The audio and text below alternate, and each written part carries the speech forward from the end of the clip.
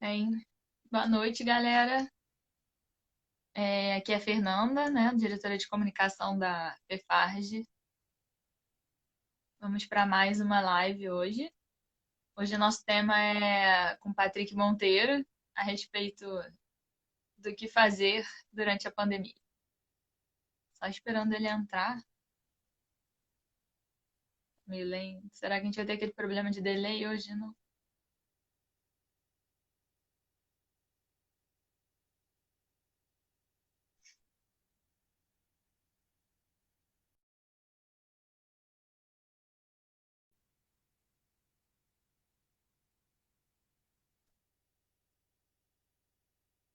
Vê se vai.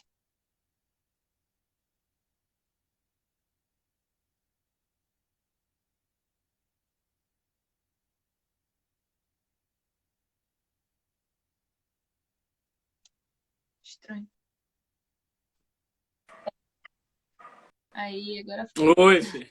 Boa noite. Agora eu tô te ouvindo. Boa noite, tudo bom? Tudo bem, É, ele, graças ele da outra vez não entrou, ficou tipo rodando um negocinho a... e não Aham. vinha. Uma travada aqui. É, espero que não fique congelando nem com delay. De vez em quando dá uns delays aqui que tenso. É, então vamos lá.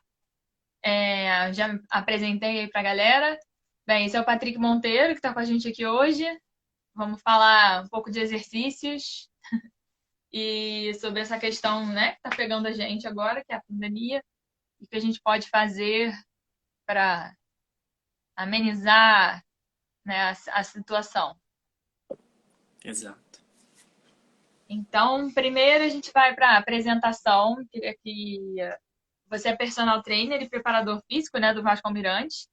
E aí Isso. você pode se apresentar um pouco. Rapidinho. É, Beleza. Me chamo Patrick Monteiro, né? Sou formado na UFRJ, na turma de 2012. Sou formado em licenciatura e bacharel. Atualmente sou pós-graduando em treinamento de força também pela UFRJ. Sou diretor do Centro de Treinamento Copa Fit aqui em Copacabana e também sou diretor de um treinamento funcional aqui na praia, também na praia de Copacabana, tá? É, a minha história com o futebol americano, ela começa lá em 2010, né? Onde eu conheci o beach football, né? O futebol americano de praia, sem pad, né? Com a galera lá do Hawks, Cabo Frio Hawks, lá em 2010. Hoje Raiz. isso, raiz, né? Com Rômulo de frente lá, né? O R40, que é bem conhecido aí no cenário. Com jogadores também como Dedeco, Juan Gostosa, que hoje joga no time do Vasco, que eu tô como preparador físico. Então é bem legal ver que essa galera continuou no esporte. E que tudo começou lá atrás, né? Eu nunca fui bom de futebol, assim, bola redonda, soccer, né? Então acabei procurando outros esportes para tentar a sorte. Acabei caindo aí no futebol americano depois de ter tentado jogar rugby. E futebol americano foi bem legal para mim. E aí eu continuei no esporte até hoje, graças a Deus. Acho que é um pouco disso, assim, E tudo bem rápido, né? você ainda joga no Vasco?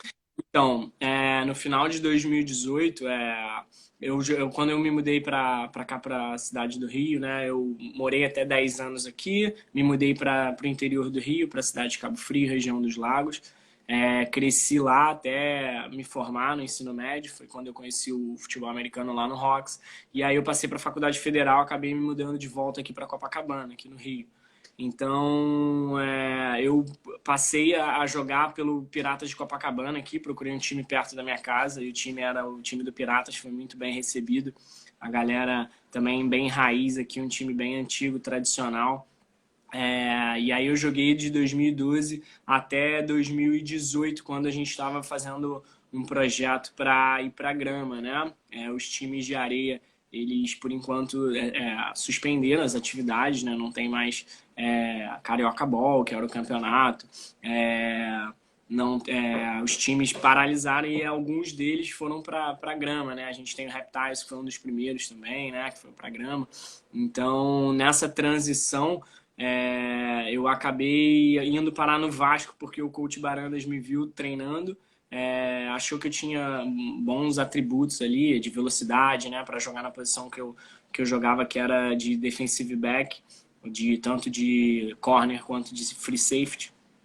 E acabei indo parar no Vasco em 2018, no meio de 2018. E aí fiquei lá como suplente, né, como reserva, porque o elenco do Vasco sempre foi um bom elenco. E acabou que no último treino de 2018 eu tive uma lesão, uma ruptura do LCA, né, ligamento cruzado anterior do joelho esquerdo, em treino. E infelizmente eu, como não tenho plano de saúde, eu não consegui operar.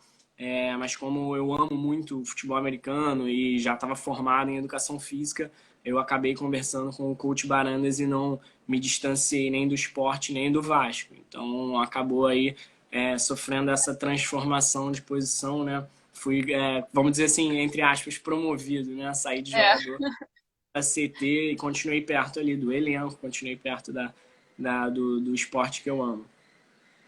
Você não operou ainda o joelho, então. Operei o joelho, mas estou nessa batalha aí, já está Beleza. com tem um planejamento, né, para minha saúde também, não só para como atleta, mas como Aham. indivíduo. Então é importante ter isso planejado, né? Espero que agora, início de 2021, já esteja operado. Quem sabe aí voltar, né, para um último ano, Vai que. fazer uma despedida. Ah, boa. E na parte profissional, né? Você chegou a dar aula também de outras coisas, como você falou, fez com a Copa Fit, deu aula de funcional, já deu aula de natação. E, E aí agora você decidiu justamente se especializar mais, né? Não só, mas mais na área de futebol americano também, de preparação física. Por que que você resolveu fazer isso? Foi mesmo por causa da lesão? Como é que foi?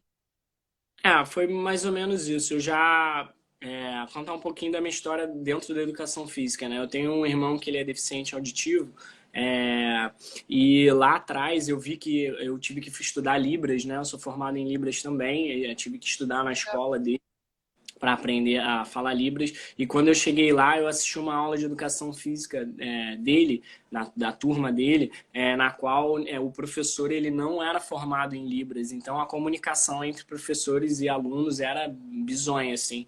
Então naquele momento ali, eu já estava na escola, né? E aí já estava perto do ensino médio já para escolher. Eu pensei que eu queria fazer educação física para tentar mudar pelo menos um pouquinho do mundo, né? Eu sabia que eu não poderia fazer uma grande diferença, mas que se de repente eu atuasse ali naquela área, né? Com crianças especiais, na época a gente chamava, né? A gente sabe que todas as crianças são especiais, mas com crianças surdas, então que eu poderia fazer alguma coisa. Acabou que quando a gente entra na faculdade, a nossa cabeça muda muito. Então Muda eu tudo. entrei na licenciatura, acabei entrando na licenciatura, me formei, fui para o bacharel, é, me formei em bacharel. E aí, né, nesse período todo, desde o início da faculdade, em 2012, eu venho fazendo estágios, né? Então eu estagiei na sala de musculação, estagiei na natação, hidroginástica, funcional, hidroterapia, aulas coletivas, tudo. Passei todas as áreas da academia e acabei também trabalhando com futebol, trabalho social. Acabou que eu passei por várias áreas e eu aprendi que o profissional de educação física ele é como se fosse um médico clínico geral, né? Eu acho que ele tem que saber de tudo um pouquinho e isso faz o grande arsenal, o grande conhecimento dele. É claro que ele ser especialista em uma área vai trazer muito mais conhecimento, muito mais certeza no trabalho dele, mas saber de um pouco de cada também ajuda bastante. Então, pô, tô vendo várias pessoas que estudaram comigo, várias pessoas do time aqui, o Luizinho, né, Produtinho também estudou comigo lá na FRJ, Silvinha aí, a galera boa. O pessoal tá Então, aí debatendo se é Patrick feio ou Patrick lindo. a galera se amarra em zoar, né? Mas é Não é? isso.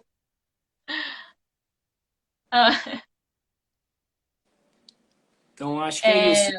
Eu escolhi, na verdade, eu não respondi a pergunta, né? Você perguntou porque eu fui para especialização no futebol americano. Quando eu parei para entrar, né, como CT, como comissão técnica, como preparador físico no Vasco, eu percebi uma ligeira, vamos dizer assim, uma ligeira lacuna, né, nessa parte de equipe, de comissão técnica. A gente via muito, pelo menos eu percebi que tinha muitos, assim, coach de posição, né, head coach, a galera que trabalha o skill ali da parte técnica e tática do jogo, mas que a atenção, de repente, para a parte física, por ser um esporte amador, talvez, né, era um pouquinho deixada de lado. Então, e eu digo isso no esporte em geral, né, a gente via práticas como aquecimento estático, né, comum, início de treinamento, então algumas coisas que hoje eu não concordo, que tenho outra visão, acontecia muito. Então ali no início, quando eu cheguei no Vasco, eu já tinha um interesse em trabalhar com esporte, né? Tinha trabalhado com futebol, mas é completamente diferente a quantidade de atletas que a gente trabalha, né? O tipo físico é muito diferente de linha, skill position, né? São várias coisas diferentes. Então eu achei um mundo muito grande para ser explorado. E aí comecei a pesquisar, vi que o Pedrão tinha um trabalho muito grande na internet, encontrei outros coaches, o Linho, né, que já passou por aqui também, o Linho é meu sócio no CT Copa Fit, também foi meu parceiro de time no Piratas, né, então fui estagiário do Linho, então foi um dos primeiros receivers, né, que foi para a seleção brasileira, que pontuou. Então a minha história com o futebol americano ela vem sendo entrelaçada aí desde que eu cheguei no Piratas. Esse amor vem crescendo pelo próprio esporte. E aí eu escolhi a minha pós até baseada nisso, né? Eu vim para tô fazendo treinamento de força, né? Que é a musculação. Então eu consigo atender de forma mais eficaz os meus atletas quando a gente fala de treinamento de força, né? Sim. Então, até falando dos atletas, a gente tem muito essa questão, que eu vi até que você já comentou sobre isso no seu Instagram mesmo, de a diferença de você ser atleta e ser só um praticante, né? No nosso meio é muito comum, até por a gente praticar um esporte, né? Mesmo sendo amador, a gente diz que todo mundo é atleta, né? Basicamente. Você fala assim, os atletas do tal time, os atletas de não sei o quê. Mas vamos dizer que, teoricamente, nem todo mundo é atleta, né? A gente até costuma brincar, às vezes dizer que tem jogador de Facebook, não sei o quê. Então, qual a grande diferença, assim, de um atleta de verdade e uma pessoa, na verdade, que está ali só como praticante? Na verdade, existe uma cultura, acho que no geral, dos esportes amadores, né? Tem aquele. Eu lembro muito da época que eu jogava futebol, que eu jogava futebol uma vez por semana, então é aquela atividade esportiva que você não se prepara na academia para isso, né? Você tem como objetivo final o seu lazer. Então, o praticante, geralmente, quando ele pratica alguma atividade e ele tem como finalidade a sua diversão, o seu relaxamento, né? Essa parte que não tem necessariamente uma necessidade de produção, né, de ser campeão de alguma coisa, de atingir tal meta, eu acho que a gente pode chamar essa pessoa de praticante. E aí quando a gente fala de atleta, né, a gente até brinca, os atletas de final de semana, que o cara joga uma vez, ou então ele treina uma vez só, né, por semana, é o pior dos atletas quando a gente fala em saúde, né? Porque ele passa a semana inteira ali no trabalho dele, que não tem nada a ver com esporte, com uma má postura, de repente não se alimentando adequadamente, dormindo, e aí ele vai praticar um esporte e pratica de forma intensiva. Então a gente vê que isso às vezes até é ruim, né? Existem casos de óbito de pessoas com mal súbito, ataque cardíaco. Então pode ser até perigoso se você é um atleta de final de semana. Você tem que ter uma ligeira preparação para dependendo do esporte que você vai fazer, né? Então, e outros esportes, naturalmente, você cria essa resistência, né? De repente, quando você é um surfista, só de você entrar, já remar até chegar lá dentro, né? O surfista geralmente, aquelas pessoas, elas têm mais costume de ir à praia. Então, dependendo do esporte, o perigo pode ser maior, né? Então, o futebol americano, ele é um esporte, eu cheguei a essa conclusão com a prática, né? Que ele não é um esporte que a gente possa ser um atleta de final de semana. É muito perigoso você não fazer nada durante a semana inteira e chegar lá no domingo e querer dar 100%, porque é um esporte de colisão, um esporte de contato. Então, você tem que ter uma estrutura mínima muscular, você tem que ter uma capacidade respiratória, né? Então, eu acho que tudo isso são as diferenças, né? Então, se você quer ser um atleta, você tem que ter um objetivo e trabalhar para isso, né? O atleta profissional, hoje em dia, o corpo dele é a forma que ele ganha dinheiro, então ele tem que cuidar do corpo para poder produzir. Então, se ele escolhe um exemplo igual o Michael Schumacher, que era piloto, né? Resolveu nas férias andar de esqui, infelizmente sofreu um acidente e ficou em coma. Então você tem que ter muito cuidado. Existem até cláusulas em contratos de atletas que eles não podem praticar alguns tipos de esportes perigosos, né? Para não ter esse tipo de risco. Imagina o Lionel Messi lá, 5 milhões de euros por mês, o cara resolve esquiar, quebra a perna. Pô. E o Barcelona fica louco. Então, eu acho que é isso. Se você resolve escolher para se denominar atleta, você tem que fazer o mínimo possível. E o mínimo possível hoje em dia é uma preparação mental, uma preparação física voltada para o seu esporte, uma preparação tática e técnica, né? Que eu acho que quando a gente fala de times que têm diferenciais, a diferença é essa, que os times eles estão completamente preparados de forma tática, né? A disposição tática deles, os seus jogadores conhecem completamente playbook ou tática de jogo quando a gente fala de futebol, e a forma física, né? Então, qualquer esporte hoje em dia, ainda mais com o avanço da tecnologia, o físico ele é muito exigido. Então, para você chegar no futebol americano, se você já tiver um físico já bem trabalhado, você já tem, vamos dizer assim, 30% do trabalho, né? Quase metade, um pouco menos, talvez. Porque não adianta você ser forte e não saber se posicionar, né? Não entender as regras do jogo. É um jogo bem complexo. Eu costumo dizer que o único que não joga futebol americano é o burro, infelizmente.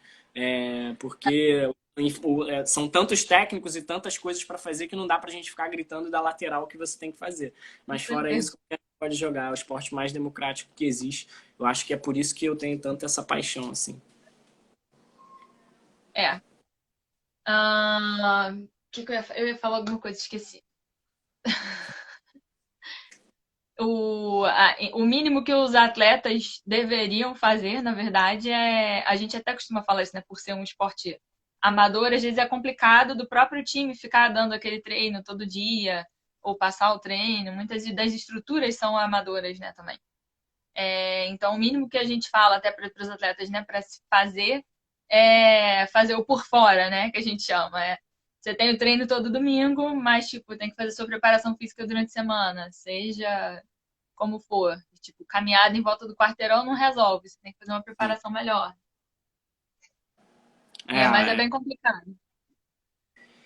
Não, é isso. E a gente tem que ver as realidades, né? Eu tô É. aqui porque eu comecei a fazer essas palestras do que fazer na pandemia e um time do interior de São Paulo me procurou, um time com uma estrutura bem pequena, assim, sabe? Ele dizia que ele devia ter no máximo 40 atletas, né? Então, e aí eles começaram a perguntar da nossa realidade aqui no Rio, e eu falei que a gente instaurou a meta de 3 treinos semanais obrigatórios e tal. E aí ele falou: Patrick, mas aqui para mim é muito difícil, é uma realidade diferente, porque as pessoas moram às vezes em outras cidades, é 1h30 para chegar. Eu falei: não é tão diferente aqui, né? E aí quando a gente fala porque vem gente de Nova Iguaçu, Queimados, né? Cabo Frio, Não, R40 ali. e às vezes, mesmo não sendo outra cidade, a gente leva 1h30 de um bairro para o outro, né? Por causa do trânsito. Então, depende da mentalidade do objetivo do time, né? Se for um time formado de amigos para jogar ali, juntar, faz uma galera aí, faz uma pelada, beleza. Mas eu acho que o time ele tem que deixar claro, né, para os seus praticantes ali, para os seus atletas, qual é o objetivo dele. Ó, a gente só vai reunir final de semana porque a gente gosta do esporte, a gente não vai disputar nenhum campeonato. E tem essa diferença também, né? O atleta ele é aquele que disputa campeonatos, né? Como eu falei, ele tem um objetivo. E aqui no Vasco, o que eu falei da mentalidade, da nossa mentalidade, quando ele falou que o esporte era amador e que as pessoas precisavam se doar mais, eu falei, cara, nosso time, ele tem uma mentalidade, né, que é a mentalidade de ser campeão. Então as pessoas, elas têm que desculpa, elas têm que, para atingir os seus sonhos, elas têm que fazer sacrifícios, né? Então, eu lembro muito do Cristiano Ronaldo, que quando ele disse que o maior sacrifício da vida dele foi sair da Ilha da Madeira para ir para Lisboa, para morar lá no CT e realizar o sonho dele, que era ser jogador de futebol. Então, depende da gente. A gente quer ser campeão, quanto que a gente vai sangrar para conseguir isso, né? Então, Uhum. acho que a ideia é essa quando a gente fala de esporte amador e de conquista. E o esporte amador, a gente quer que chegue à profissionalização do esporte. Então, a gente tem que fazer mais. Como você falou, as estruturas também são amadoras, mas depende da gente correr atrás de patrocínio. A gente sabe que é difícil, né? Um esporte que tem pouca visibilidade, cada vez crescendo mais, a gente quer isso. Mas a gente, e é o que o Vasco fez esse ano, quando a gente começou a se organizar mais, né? Então a gente melhora as estruturas e tenta passar isso adiante para que todos os times melhorem e cresçam, né? Não adianta só um time crescer e os outros ficarem para trás, né? A gente sabe que É, toda hegemonia é chata, né? A gente viu aí sim. quantas vezes o Tom Brady foi campeão, já estava ficando chato. Então, legal quando todos os times crescem também. Então, acho que a ideia É é legal essa. quando tem uma surpresa, pelo menos, né? É, Xará ganhou aí no Desafio. ano. O Vinícius está até falando aqui que é complicado, pois muitas pessoas não conseguem, né, tipo, treinar durante a semana. Devido ao trabalho, distância, entre outras coisas. Isso com certeza vai acontecer, todos os times têm esse problema, mas de alguma forma ou de outra a gente consegue suprir isso, ou pelo menos ter uma parte do time, né, treinando já ajuda. Bem, e aí esse ano, para piorar, a gente foi pego de surpresa por esse vírus Bem, isso legal, né? Teve uma pandemia e de repente a gente teve que ficar em casa, todo mundo, né? Tipo, o planejamento do início do ano estava tipo começando e de repente parou tudo. Aí no início da pandemia até vi que você chegou a colocar uns exercícios, cheguei até a usar alguns com a galera no Bangu no início e tal. ah, E E aí, assim, como que você conseguiu se preparar para esse novo momento, de repente? Então, como essa situação, né, essa pandemia foi realmente muito de repente, né? A gente sabia que estava acontecendo lá na China e tal, mas eu não acredito que ninguém tinha. Alguém falou assim: ah, vai chegar aqui rápido, a gente vai ficar em casa, né? Ninguém acreditou nisso. Então, não posso falar ninguém, né? Ser generalista também. Mas acho que a maioria das pessoas não pensou que pudesse atingir tanto a gente e chegar no estágio que chegou. É, Então, eu fui uma das pessoas que meio que ignorei assim e só fui sentir quando falaram assim, ó, terça-feira todo mundo em casa, pandemia geral, alerta geral, fechou tudo, alta contaminação, alto risco de morte, não sei o quê, e aí todo mundo ficou assustado. E a minha profissão como personal trainer, como professor de sala, de natação, né, como dono de academia, foi extremamente afetada, né? Tanto o meu treinamento funcional na praia foi suspenso, quanto o local físico, né, o centro Copa Fit. E infelizmente a gente zerou o trabalho. A gente ainda tentou no início adaptar, alguns alunos foram altamente resistentes, até porque não sabia quanto tempo ia durar, então eles queriam esperar, mas aham, o primeiro mês assim foi bem pesado, principalmente falando da parte financeira. Eu dei uma quebrada, assim.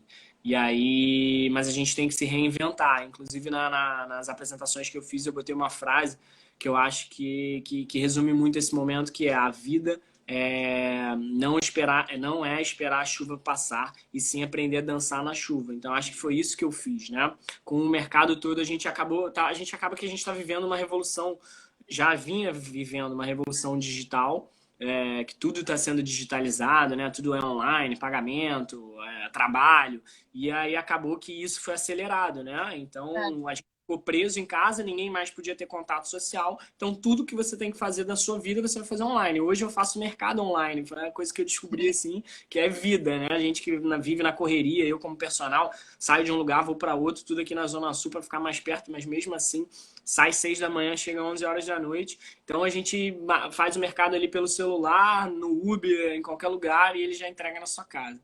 Então, eu acho que esse processo acontecendo, né, e todo mundo se digitalizando, eu não queria ficar para trás. Então, eu acho que é surfar essa onda, né? Então, aproveitar que eu já estava querendo fazer a minha presença digital, acabei que eu desenvolvi esse trabalho. E aí eu desenvolvi alguns produtos. Então, consultoria online, eu já vinha fazendo de alguns atletas. Hoje em dia trabalho com bastante consultoria, trabalho com personal online, que era uma coisa que não existia e hoje acontece muito, né? Cada um na sua casa. A gente indica alguns materiais para quem pode comprar, para quem não pode comprar, faz exercício com o peso do próprio corpo.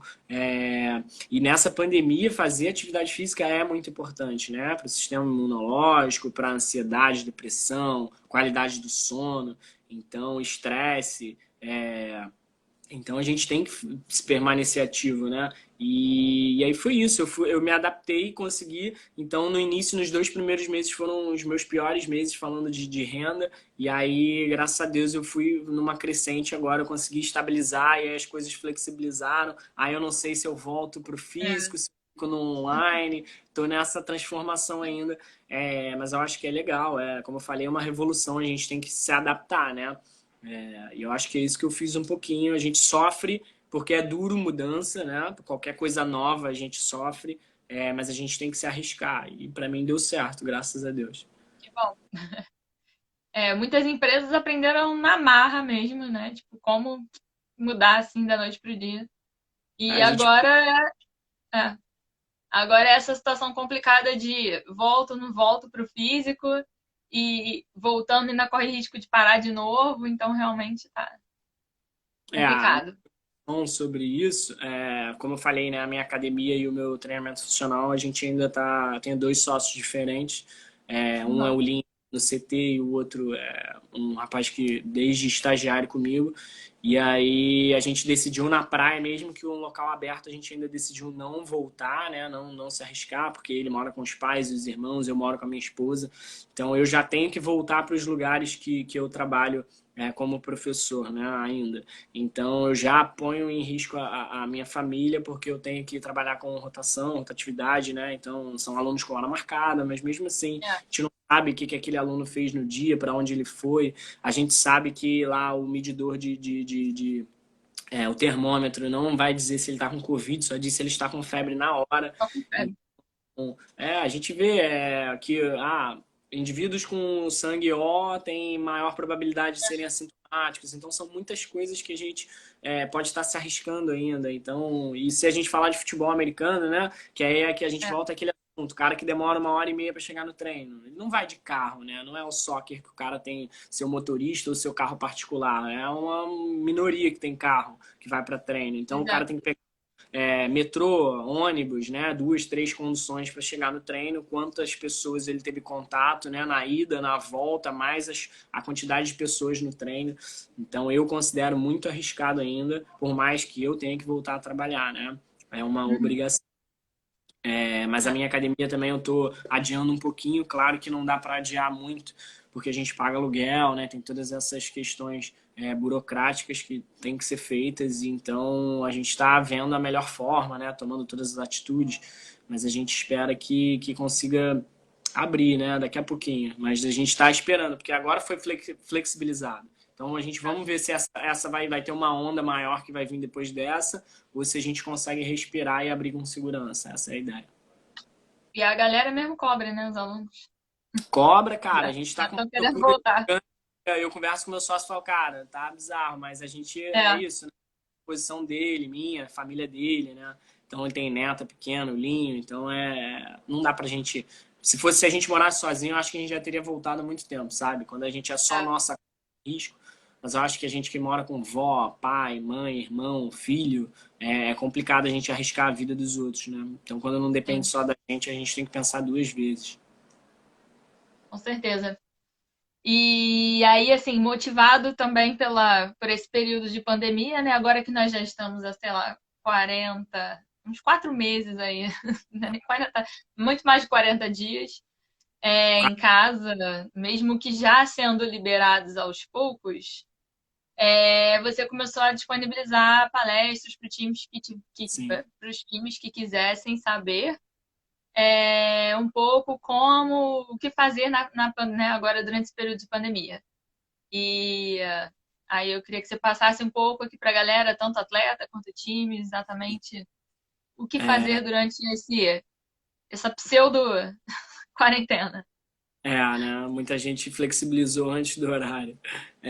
O que acontece? A gente tem aquele grupo lá de vários preparadores físicos do FABR, né? Do futebol americano brasileiro. E acabou que a gente, numa troca de ideia, a gente falando de algumas palestras, um dos preparadores do time me procurou para falar um pouco. Eu até perguntei, o que você gostaria que eu falasse? Ele falou, gostaria de que você falasse o que o Vasco está fazendo, né? Como a gente é um time que é referência para outros, né? A gente disputa o BFA Elite, né? A gente está ali nas cabeças brigando por título regional, né? Também no estadual. Então, eles vieram procurar a gente para saber como era a nossa estrutura e o que eles poderiam estar reproduzindo na realidade deles. E aí eu acabei montando essa apresentação, né? O que fazer na pandemia, que a gente fala um pouco da parte de comissão técnica, de organização. E aí eu, como pessoa também, eu acho que eu trouxe um pouco da minha evolução nessa quarentena, né? Como pessoa, como profissional, porque eu acho que se fosse uns anos atrás, eu gosto muito de jogos eletrônicos, eu ficaria o dia inteiro jogando e esperar a pandemia passar, né? Aquele costume de E é viver o que na casa muita gente fez, né? do... Ainda está fazendo. Né? Mas eu aproveitei para estudar muito. Então, cara, já li mais de 30 artigos, já fiz mais de 10 cursos online, vários certificados, fiz certificados de natação internacional online pela metodologia do Gustavo Borges, como você falou, trabalho com natação, uma das minhas paixões, mas natação eu trabalho com público infantil, então criança de 3 meses até 12 anos. E aí as dicas que eu trago nessa apresentação são isso, da gente falar de organização, né? O que a sua comissão técnica ela pode fazer. Ela pode organizar que os coaches de posição tenham controle dos atletas, né? Aí eu falei que o Vasco ele faz um controle de checks, né? Checks em presença de reuniões semanais do time para falar sobre alguma formação defensiva, sobre alguma jogada do playbook de ataque, né? Falar que eles podem organizar masterclass, né, aulas com coaches internacionais gringos, né, dos Estados Unidos, do México, que é um grande cenário de futebol americano também, né, a gente tem amigos lá, então podem servir de pontes, né, outros lugares como ligas de repente alemã, né, então, trazer esses coaches com experiência, então até como esse time menor fez, né, me chamando para falar lá, um coach que tem uma experiência um pouco maior, de um time maior para falar para outro time menor, né, como funciona a nossa realidade. Então, a gente fala dessa organização de CT, fala também de uma criação, de repente, de um departamento multidisciplinar, como o Vasco fez esse ano. Já existiam profissionais para trabalhar com a saúde, né, do atleta e a preparação, mas era um trabalho individualizado. Então eu encontrava os fisioterapeutas no jogo, e hoje a gente tem um WhatsApp do outro, tem um grupo, a gente conversa, a gente troca, né? Ele atende um atleta, já vem me mandar foto, né? Já faz avaliação junto comigo, é um trabalho diferenciado que a gente faz hoje. Então a ideia que eu trago na apresentação é isso, você entrar em contato com profissionais que possam somar na sua CT, na sua comissão técnica, dentro da área da saúde. Então, você falar com, de repente, um psicólogo do esporte, né? Procurar um apoio de uma clínica de fisioterapia, procurar profissionais de educação física, ortopedistas ou então médico do esporte, né? A gente conseguiu construir aí um departamento com 12 pessoas, então a gente está com várias áreas, então está fazendo esse trabalho multidisciplinar e também interdisciplinar, que é o que eu explico na apresentação, essa diferença. Não adianta a gente ter vários profissionais da área, só que sendo que cada um trabalha em sua esfera, né, e eles não trabalham juntos. Então não adianta o ortopedista fazer o trabalho dele sem passar para o fisioterapeuta, né, necessariamente o que ele fez com o atleta, e não adianta ele fazer o retreinamento lá, a recuperação com o fisioterapeuta, se o fisioterapeuta não conversar comigo, com o psicólogo, porque às vezes o atleta desenvolve uma cinesiofobia, que é o medo da reincidência daquela lesão. Então é importante esse trabalho cruzado para a gente acelerar o tratamento e também melhorar a performance do atleta, né? Quando a gente tem mais profissionais, mais opiniões, a gente consegue enxergar de forma diferente que não seja só a nossa, né? Aquele atleta. Então eu falo sobre isso. Pode Quanto falar. a, quanto a esse grupo multidisciplinar, por exemplo, uma das grandes dificuldades, acho que, dos clubes é justamente de conseguir esses profissionais, né? Tipo, um preparador físico, um fisioterapeuta, pessoas que estejam dispostas a trabalhar no esporte amador, que na maioria das vezes é voluntariamente, né? Ou através de parcerias. Sim. Então, como que vocês conseguiram montar esse grupo, assim? Eu sei que muita gente acabou saindo do próprio time, né? Mas tem gente de fora. Então, eu acho que pelo time carregar o nome Vasco, ele acaba trazendo uma força muito grande, né? Muitos Uhum. vascaínos, eu vejo isso pelo menos no departamento e por atletas também, né? Muitas pessoas têm orgulho de estar defendendo o nome Vasco. Então, eu acho que isso é uma coisa que facilita.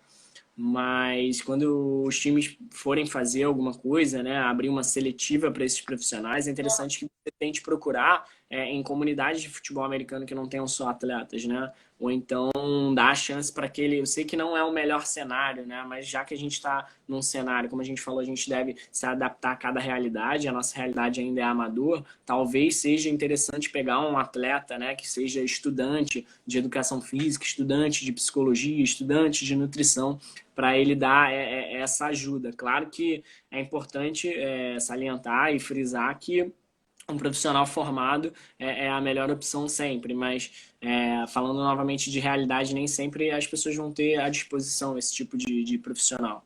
Então, que você chegue o mais próximo possível, ou então que esse estudante tenha um professor que possa conversar com ele, tirar algumas dúvidas, ajudar. Isso é bem importante. Então, eu acho que o Vasco, quando ele utiliza o nome Vasco, né, o Almirantes utiliza o nome Vasco, ele fortalece muito essa parte. Então, a gente trouxe até alguns profissionais que trabalham dentro do próprio Vasco do futebol, na base.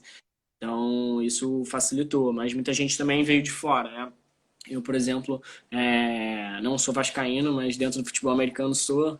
Não tenho mais essa opção para torcer para outro time, porque foi um time que me abraçou, que me acolheu e é o meu time de coração agora dentro do futebol americano. Então, aí fora a comissão técnica, onde mais você vai? Eu falo sobre organização, estudo contínuo, né? Como eu falei das palestras. É importante também os atletas eles procurarem entender das regras do jogo. A gente sabe que os times que entendem de regra do jogo, eles conseguem explorar isso de uma forma melhor e às vezes conseguem ganhar um jogo por isso. É, e então eu falo de estudo contínuo, né, masterclass, estudar as regras do jogo e também estudar. É interessante sempre saber como eles podem se tornar melhores atletas, né? Se a intenção é ser realmente um atleta, né? Qual é a diferença, né? De ser um atleta e ser um praticante? O que eu posso fazer para ser um melhor atleta de futebol americano? Será que a melhor estratégia é treinar o CrossFit ou será que a melhor estratégia é treinar o funcional, né? Eu trago essa ideia do CrossFit porque é uma coisa que os meus colegas eles brincam muito comigo que eu meio que abomino o CrossFit para o futebol americano. Mas a gente sabe que existem bons exercícios no CrossFit que a gente tem em transferência. Agora, o que eu não acredito é que um atleta de CrossFit possa ser tão bom um atleta de futebol americano. Se ele quiser ser um atleta de futebol americano melhor, ele tem que fazer uma preparação física para futebol americano, porque são esportes diferentes. Uhum. Então é importante ter essa visão. E aí, no final dessa apresentação, eu falo de sugestão, né, do que eles podem fazer. E aí eu passo por tudo que o nosso podcast vem falando, que a gente fala de liberação miofascial, alongamento, mobilidade, né, ativação do core. E no final da apresentação eu dou uns exemplos de um treino como seria. E aí eu acho que eu vou deixar para o nosso domingão, né? Que eu vou ter oportunidade de dar o treino aí presencial com vocês.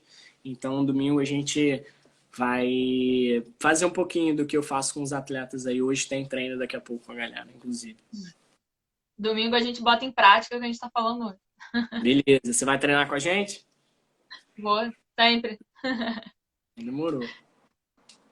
E aí, aproveitando que a gente está falando de atletas, assim, mas antes de domingo ainda, dá umas dicas, assim, que você acha que é mais importante da galera fazer em casa? Tipo, mais alongamento, mobilidade, sei lá, tentar levantar o sofá.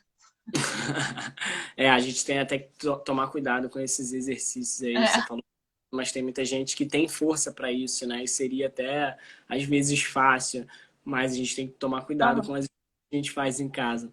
Inclusive até com suor e escorregar. Então, são umas coisas mais. Eu vou falar um pouco de treino em casa e sobre a flexibilização, que tem muita gente voltando para academia.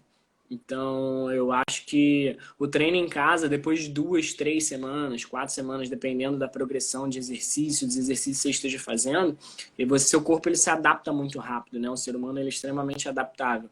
Então, você vai ver que esses exercícios eles vão se tornar assim ligeiramente fáceis. Então, uma dica que eu dou é permaneça ativo, por mais que esses exercícios se tornem fáceis, mas a ideia é sempre você dar um estímulo diferente, um estímulo variado, e você tentar explorar o que você não tinha tempo para fazer, né? Agora, querendo ou não, a galera ganhou um tempo aí, vamos botar entre aspas assim, que está mais em casa, né? Por mais que esteja trabalhando, tá em home office, ou então agora que está voltando. Então, tenta usar esse tempo para explorar um pouco mais a mobilidade, né? A galera da linha que é um pouco mais dura. É, então, de repente, trabalhar bem essa questão da mobilidade, né? Para diminuir o risco de lesão. É, tomar cuidado com os exercícios que vão escolher para fazer em casa, né? Nenhuma loucura. Também é importante ter um profissional para te indicar, para te direcionar. E quando a gente fala na volta da academia, voltar bem leve, cara. Voltar na readaptação, assim. Então, desculpa. Voltar para 2 séries de um mesmo grupamento, né? Falando assim, de peitoral. Então faz um supino reto, umas 2 séries de 10, 12 repetições, nada muito pesado. Faz um descanso aí de 1 minuto, 1 minuto e meio, para a gente não sobrecarregar essas estruturas que estavam acostumadas a treinar com o peso do próprio corpo. E eu, como venho da linha do treinamento funcional, eu acredito que o treino com o peso do próprio corpo, né, é, é interessante, é um primeiro modelo, é um primeiro passo. Antes de você ir para academia, eu faço muito isso quando os clientes chegam na academia, eu boto eles para fazerem agachamento sem carga, flexão de braço, eles não entendem nada, né? Eles foram para academia, acabam treinando sem aparelho nenhum, sem nada, e eles falam, Patrick, mas eu falo, não, eu prefiro que seja assim para você ter uma melhor noção corporal, propriocepção, né? Pegar essa Memória noção muscular. de movimento, quando a gente fala de treinamento funcional, a gente fala de empurrar e puxar, a gente fala de padrões de movimento. E na musculação, geralmente, a galera procura muita. Vai, até pelo nome, né? Musculação é músculo em ação. Então, eles vão atrás do peitoral. Vou treinar peito, vou treinar braço. E a minha linha não é assim, né? A gente treina mais o padrão de movimento, né? Para ser mais funcional, para ter mais utilidade. Então, ir devagar, trabalhar grandes grupamentos. Então, evita fazer um bíceps, evita fazer ali um glúteo isolado, né? Faz uns exercícios como supino, agachamento, né? De repente, os levantamentos básicos, levantamento terra, stiff, esses exercícios que são de maiores grupamentos. São um pouquinho complexos também, né? Alguns levantamentos, mas são os que eu mais indico, assim, inicialmente. E aproveitando, falando nessa questão, né, de possíveis lesões, a gente vê, tem os estudos até que mostram, né, que muitos atletas, inclusive da NFL, quando tiveram uma parada grande, assim, sofreram muito na volta com lesão de tendão de Aquiles. Aham. E aí, o que que a galera pode fazer para evitar esse tipo de lesão no momento, A né? questão do tendão de Aquiles realmente ela é muito grande a incidência quando tem essa grande pausa nas atividades. Se eu não me engano, esses estudos eles falam entre 60 e 90 dias, eu não lembro exatamente quanto tempo os atletas ficaram parados, mas é só a gente fazer uma ligeira comparação em todo tipo de lesão, principalmente posterior de coxa, torção de tornozelo, que são umas das lesões que tem maior incidência dentro do futebol americano, comparar com o soccer, né? O campeonato alemão, logo que ele voltou nas 2 primeiras Teve semanas, alemão. foi absurdo. É, então não é só a lesão do tendão de Aquiles, né? O atleta ele tem que tomar cuidado com essa ânsia que ele vai ter de voltar para campo, principalmente skill position, né? A gente vê um wide receiver num campo aberto, o cara que fazer rota correndo 100%. Imagina que o seu corpo, né, é igual um carro. O carro, quando ele fica muito tempo parado, você não pode sair com ele da garagem botando a 100 por hora. Você tem que botar uma gasolina aditivada, dar uma limpada, né? Aquecer o motor ali, dar uma acelerada, passar as marchas. Então, o nosso corpo ele funciona como uma máquina. Então, vai devagarzinho, faz uma semana de adaptação, começa dando trote, né? Faça treinos de pliometria, né? Saltos com mudança de direção, salta com uma rotação ligeira lateral, né? Faz saltitos unilaterais também, trabalha flexão plantar para a gente trabalhar essa região aí do tornozelo. Tem o clean pull também, que é um exercício de tripla extensão que tem grande transferência para o futebol americano. Grandes referências, né, sobre esse clean pull também indicam ele.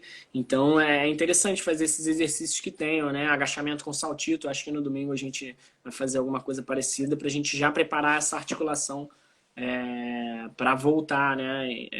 E a volta, como eu falei, não pode ser em grande intensidade, tem que ser progressiva.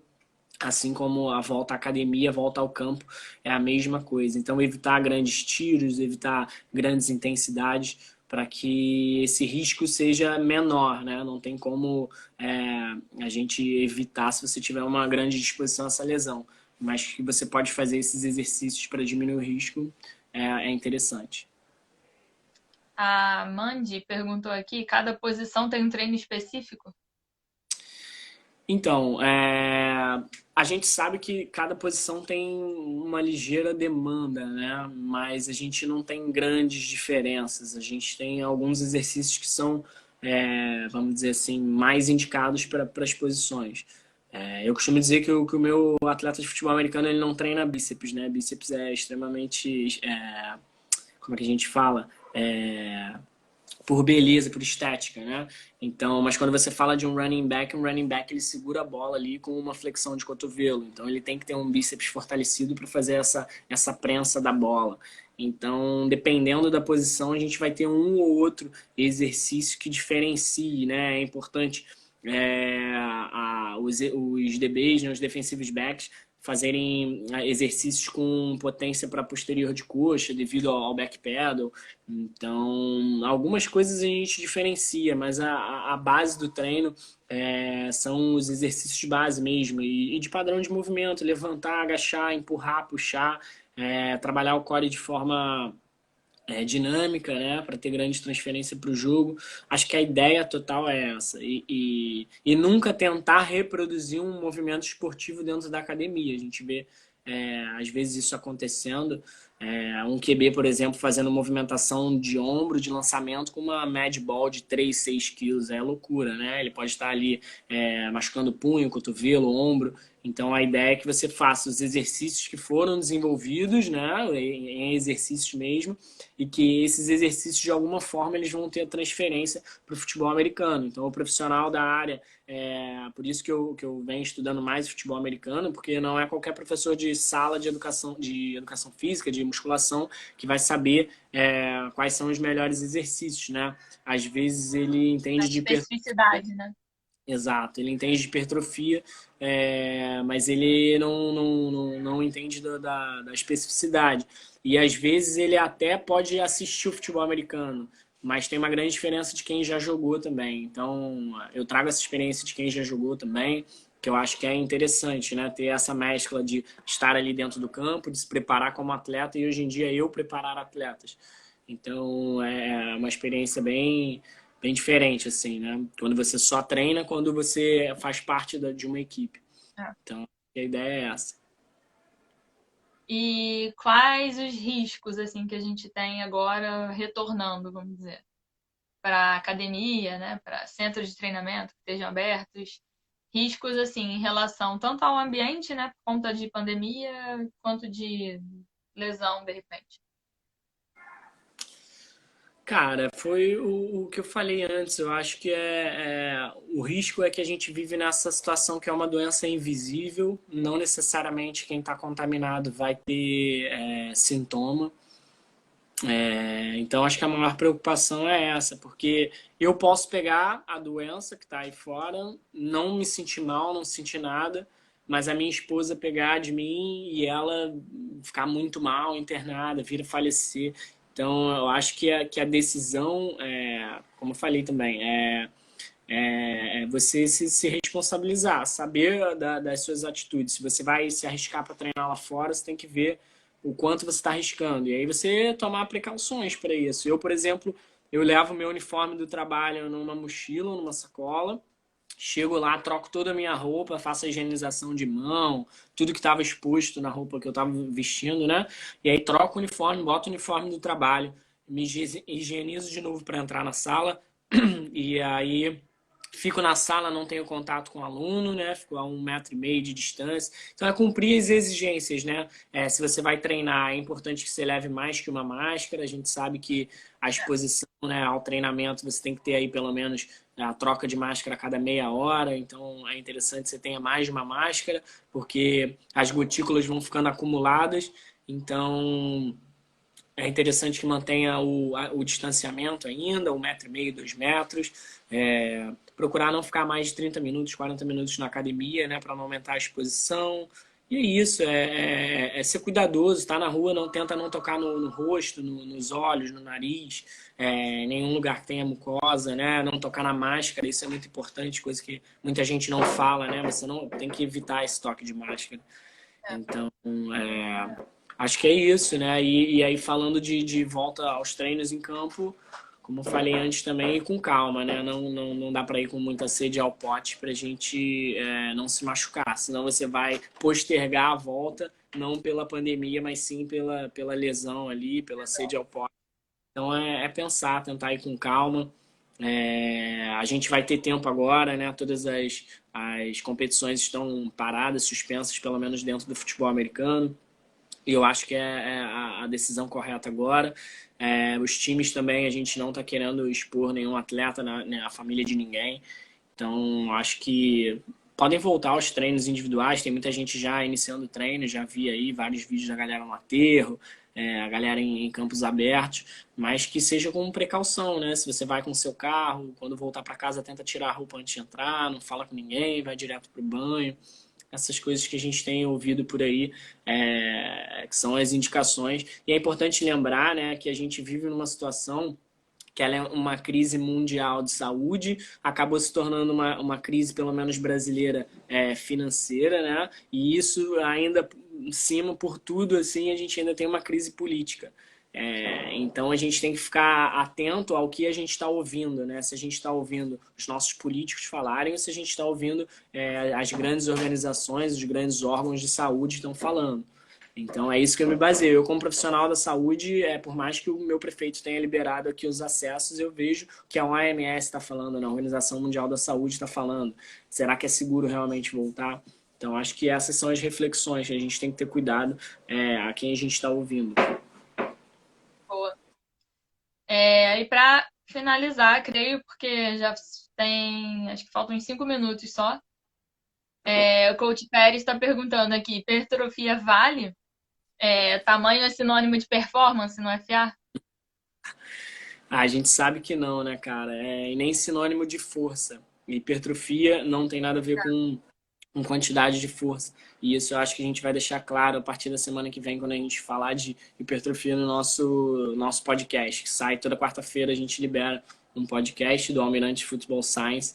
E a ideia é trazer mais conhecimento para a comunidade de futebol americano.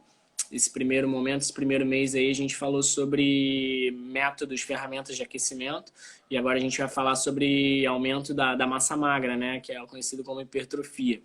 Então, quando a gente fala de hipertrofia, né, a quantidade de massa que uma pessoa tem não necessariamente significa a quantidade de força que ela tem. Isso fica muito claro na prática para mim, porque eu treino na academia onde eu trabalho, né? E eu vejo muita gente fazendo remada ali, o cara com 40, 60 quilos. E quando eu vou fazer uma remada, eu boto ali os 80, 90 quilos. O cara olha para mim assim, eu sou magro, né? 65 quilos, uma estatura de 1,72. E aí o cara fala assim, pô, o cara magrinho assim, como é que ele tá zerando ali o aparelho de costas? Porque é isso, não? A força não tá ligada diretamente a massa, na quantidade de massa. A gente sabe que a quantidade de fibra ajuda, né, nessa contração, mas não está ligada diretamente. Então não significa que o cara muito forte, muito hipertrofiado, ele seja muito forte. A gente até tem exemplos de essas pessoas que trabalham com fisiculturismo, né? Os caras fazendo ali o bíceps com 6 quilos de forma concentrada.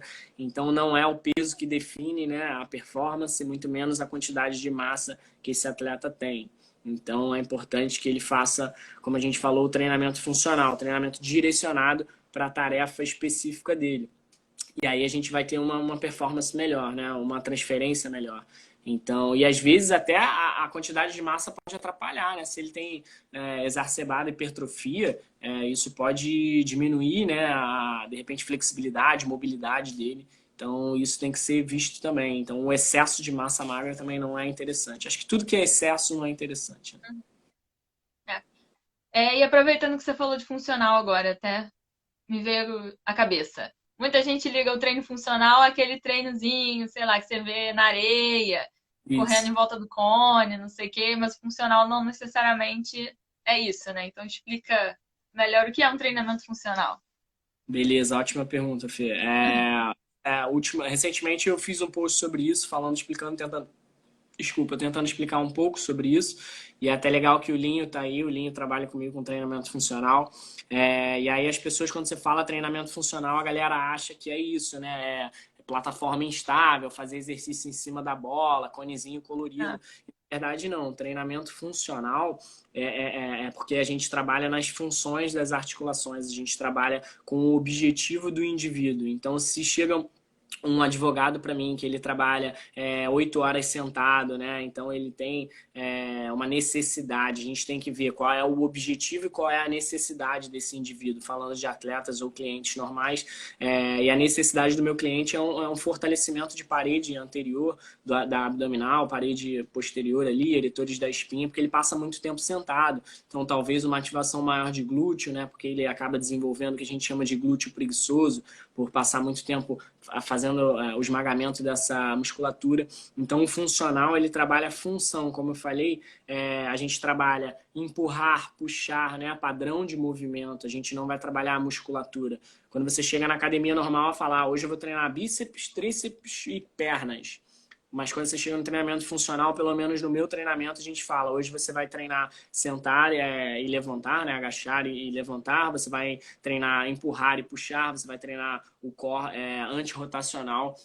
Então a gente trabalha movimento, padrão de movimento. E essa é a grande diferença. Então o treinamento funcional, na verdade, ele é funcional para quem? Então o treinamento ele é completamente individualizado, né, para a função daquela pessoa. Então quando a gente fala de atleta, é o melhor tipo de treinamento que tem é o treinamento funcional. Ele vai ser o treinamento estritamente para aquela função, para o que ele faz no dia a dia dele, para ele ter uma melhor performance, uma melhor vida, né, se for um cliente normal. Então, essa é a transformação, essa é a diferença entre o treinamento funcional que a galera acredita que seja. e pode ser feito, inclusive, com carga, né? Com peso E de isso, não, com academia. certeza. Back squat, né? Front squat, levantamento terra, supino, esses são exercícios funcionais. Mas aí a gente tem que ver funcional para quem, né? Se você Sim. trabalha você tem essa exigência no seu dia a dia, se você é um atleta de futebol americano, você precisa trabalhar levantamentos de forma geral para você ter uma melhor performance na corrida, levantamento terra para você ter um melhor movimento de quadril, né? O supino para você ter melhores bloqueios, melhores funções de empurrar. Então aí é isso que a gente vê do funcional, né? Mas talvez fazer uma prancha estática não seja o melhor exercício de core para um atleta de futebol americano, porque ele não fica estático, ele não precisa de uma estabilização parada, né? Ele precisa de uma estabilização dinâmica. Então ele precisa de, às vezes, alguma perturbação, tipo fazer uma prancha numa bola. E aí é interessante usar o item instável, né? A plataforma instável, mas não são Vai cair. todos. Beleza, sem problemas. Então a Temos ideia 20 segundos para dar tchau. Então tá, só agradecer aí a federação pela oportunidade, né? Agradecer você, Fernando, e convidar a galera para domingo estarmos juntos aí e dar um treinão. Valeu, galera. Boa noite. Em 5 segundos a gente tá caindo, então vamos encerrar. Até